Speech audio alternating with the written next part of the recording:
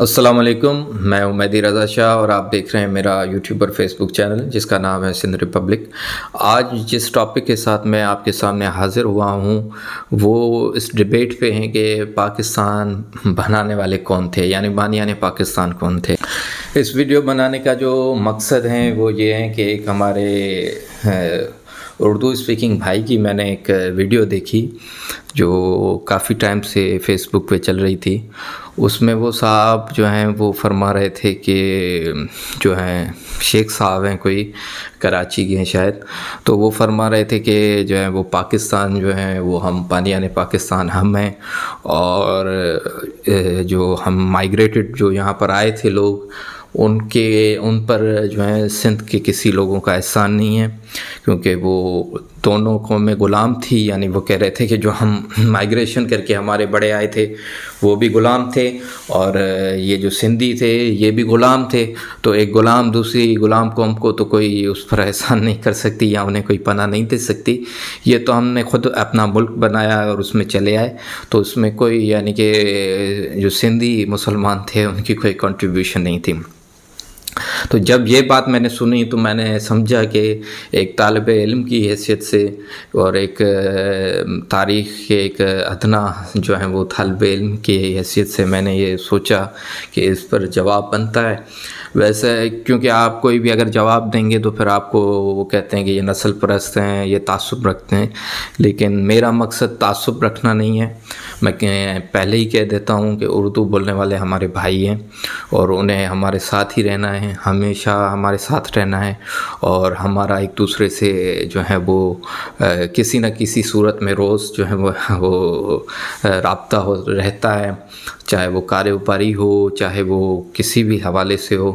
تو یہ دونوں سندھ کے باشندے ہیں، یہ دونوں قومیں، اور انہیں ساتھ رہنا ہے۔ نہ یہ کوئی زمین کا ٹکڑا الگ کر کے لے جا سکتے ہیں، نہ سندھی ان کو کہیں سے نکال سکتے ہیں۔ تو یہ ہمیں ساتھ ہی رہنا ہے، اور اس لیے میں نفرت کا قائل نہیں ہوں، میں محبت کا قائل ہوں، لیکن کچھ تاریخی باتیں ہیں اور جو فیکٹس ہیں ان کو میں جو ہے وہ کریکٹ کرنا چاہتا ہوں۔ اب جو فیکٹس ہیں ان میں جو سب سے بڑا ایک تاریخی حقیقت ہے، اور آج تو گوگل کا دور ہے اور ویکیپیڈیا کا دور ہے، ہر چیز جو ہے وہ آپ کو سرچ انجن میں مل جائے گی، کسی بڑی تحقیق کی ضرورت نہیں ہے۔ تو کچھ تاریخی حقائق میں جو ہے وہ واضح کرتا چلوں۔ ایک تاریخی کی حقیقت، جو پہلی حقیقت میں آپ کو بتاتا چلوں کہ سندھ کے لوگ کبھی بھی، سندھ کے مسلمان کبھی بھی غلام نہیں تھے۔ یعنی کہ یہاں پر سندھ میں بسنے والے جو ہندو تھے وہ بھی سندھی تھے، سندھی بولتے تھے، ان کا کلچر ہر چیز جو ہے وہ سندھ سے مطابقت رکھتی تھی۔ فرق یہ تھا کہ وہ ہندو تھے، ان کا مذہب الگ تھا اور مسلمانوں کا مذہب الگ تھا۔ دونوں کی جو ہیں وہ جو مذہبی عقائد تھے، جو ریلیجیس ویوز تھے، وہ بہت الگ تھے، باقی کوئی ایسا بڑا فرق نہیں تھا۔ اب اس میں یہ ہے کہ کیا مسلمان جو سندھ کے مسلمان تھے وہ ہندوؤں کے غلام تھے یا ہندو ان پر کوئی مظالم ڈھاتے تھے؟ تو ایسی کوئی بھی تاریخ میں ایسی کوئی بھی شہادت نہیں ملتی کہ جو ہیں وہ سندھ کے جو ہندو تھے وہ یہاں کے مسلمانوں پر قابض تھے، بلکہ ایسا تھا کہ یہاں کے مسلمان شروع سے زیادہ ہندوؤں سے طاقتور تھے، سیاسی، سماجی اور تعلیمی لحاظ سے یہاں کے جو سندھی مسلمان تھے وہ زیادہ طاقتور تھے۔ اس کی آپ یہ تاریخی جو اس کی ایویڈنس ہے وہ یہ ہے کہ سندھ کے جو سیاستدان تھے، یعنی جی ایم سید تھے یا دوسرے جو تھے، وہ زیادہ طاقتور تھے، اور وہ اتنے طاقتور تھے کہ انہوں نے سندھ اسمبلی میں پاکستان کی قرارداد بھی پاس کروا دی، اور اس سے آپ ثابت کر سکتے ہیں کہ یہاں کے جو مسلمان تھے وہ سیاسی حوالے سے کتنے طاقتور تھے۔ اسی طرح ذوالفقار علی بھٹو کے جو والد تھے سر شاہ نواز بھٹو، ان کو انگریزوں نے سر کا خطاب دیا تھا، اور ان کی لاڑکانہ میں ہزاروں لاکھوں ایکڑ زمین تھی۔ تو زمینداری کے لحاظ سے، دولت کے لحاظ سے بھی سندھ کے جو مسلمان تھے وہ اگر ہندوؤں سے زیادہ نہیں تھے تو کم بھی نہیں تھے، اور سیاسی حوالے سے بھی وہ بہت طاقتور تھے، ایکٹیو تھے، اور میں نے جیسا کہ بتایا کہ وہ اتنے ایکٹیو تھے کہ انہوں نے سندھ اسمبلی میں ایک مسلمانوں کا ملک بنانے کے لیے جو پاکستان کا تھا، اور پاکستان بنانے کے لیے جو قرارداد تھی وہ سید غلام مرتضیٰ شاہ جنہیں جی ایم سید کہتے تھے انہوں نے پیش بھی کی اور انہیں پاس بھی کروا دی۔ تو اس سے آپ کو اندازہ ہوگا کہ یہاں کے جو مسلمان تھے وہ کتنے طاقتور تھے اور کتنے یہاں پر جو ہیں وہ ان کی چلتی تھی۔ اور اس کے علاوہ ایک اور بات یہ بھی ہے کہ جو یہاں کے مسلمان تھے وہ کبھی بھی اس طرح غلام نہیں تھے جس طرح کے ہندوستان میں بسنے والے جو ہمارے مسلمان بھائی تھے وہ غلام تھے۔ اس کی بڑی وجہ یہ تھی کہ یہاں کے مسلمان مائنورٹی نہیں تھے، یہاں پر ہندو زیادہ بستے تھے لیکن اتنے کوئی یعنی کہ ان کی کوئی میجورٹی نہیں تھی، وہ حکومت ان کی نہیں تھی۔ پہلے انگریز راج تھا، اس سے پہلے مسلمانوں کی حکومت تھی، میر تھے، ٹالپور تھے، سما تھے، کلوڑو تھے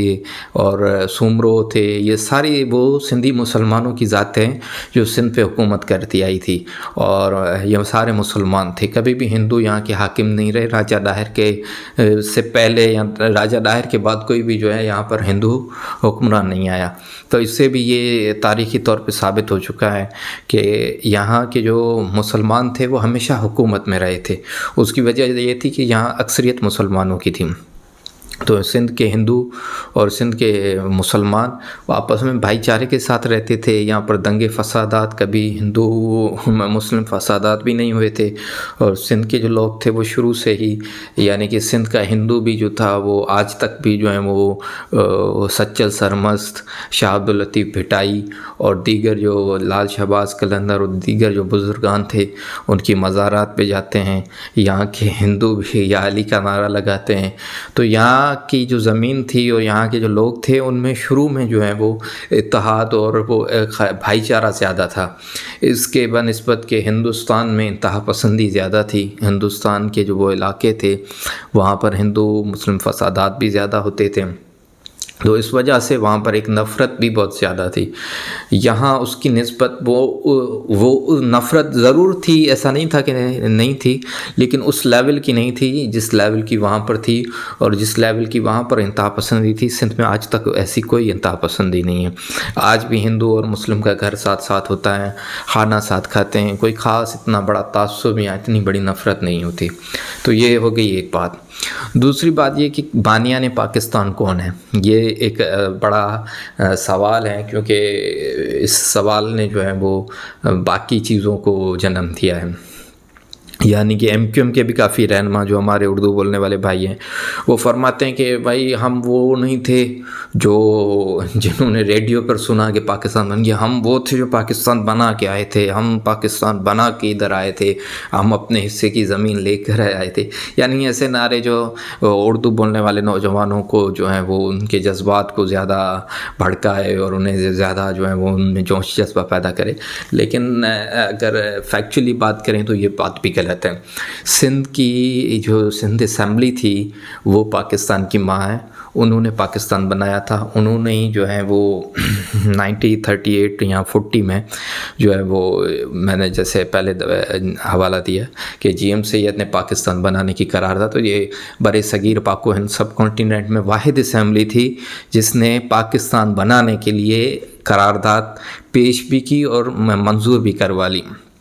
تو یہ کیونکہ ملک بنتے ہیں یا ریاستیں سیاسی جو جد و جہد ہیں اس سے بنتے ہیں، دنگے فسادات سے یا احتجاج ریلیوں سے ملک نہیں بنتے۔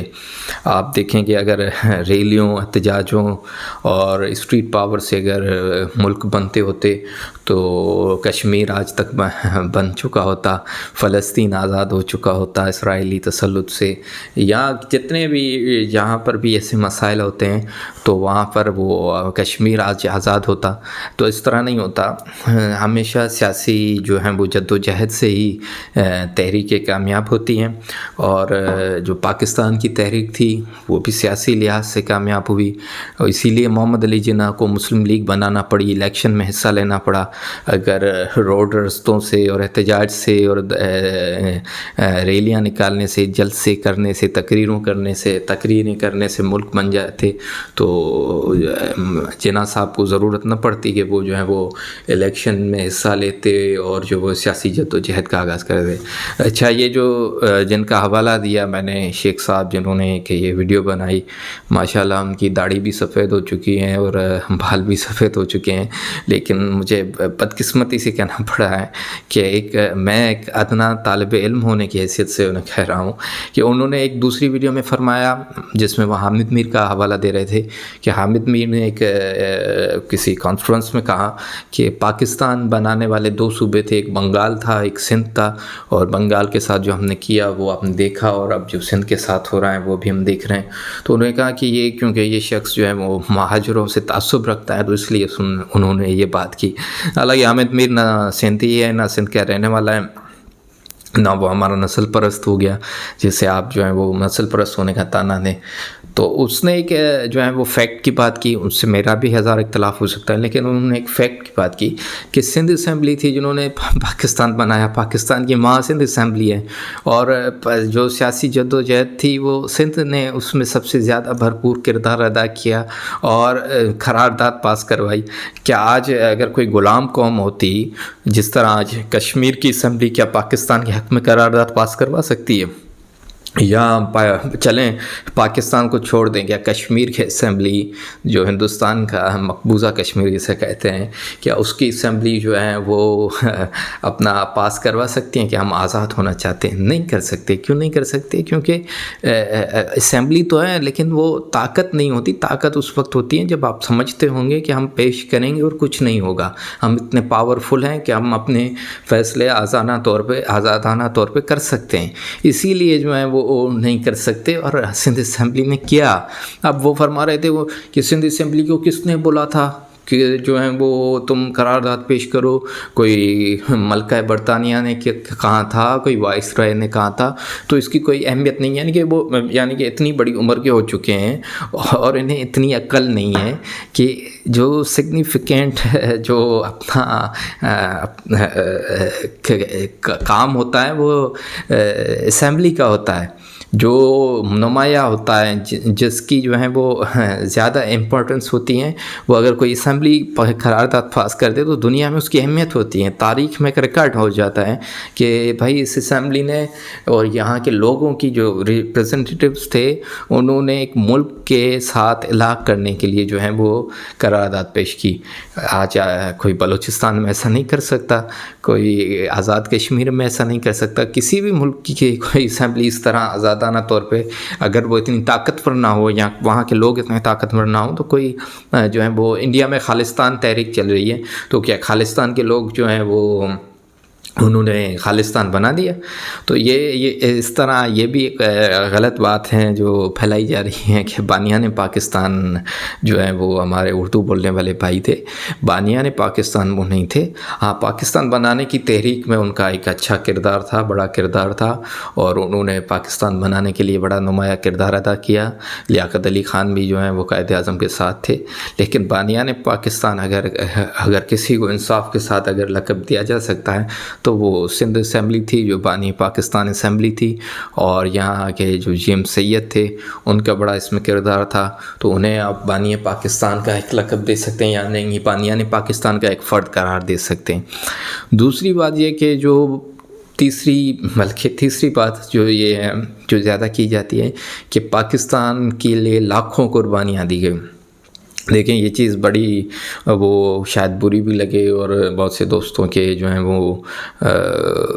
احساسات کو مجروح کرے, ان کے دل کو یہ بات بری لگے تو اس کے لیے معذرت. لیکن جو بانیان پاکستان کی جو بات کی جاتی ہے کہ ہم نے جو ہے وہ لاکھوں قربانیاں دی,